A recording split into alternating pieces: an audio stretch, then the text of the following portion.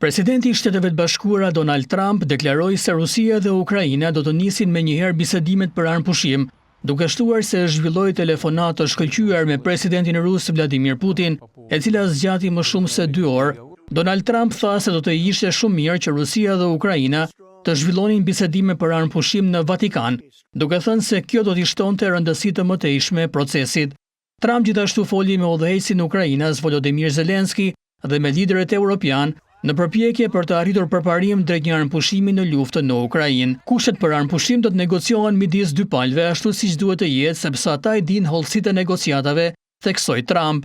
Ndërkohë Putin tha pas telefonatës se Rusia është e gatshme të vazhdojë bisedimet për përfundimin e luftës, por ai tregoi se nuk kishte ndonjë përparim të madh në telefonatën me Trump, të cilën e cilësoi si bisedë shumë informuese dhe shumë të sinqertë. Putin tha se vendet ndërluftuese duhet të gjejnë kompromise që do të ishin të pranueshme për të gjitha palët.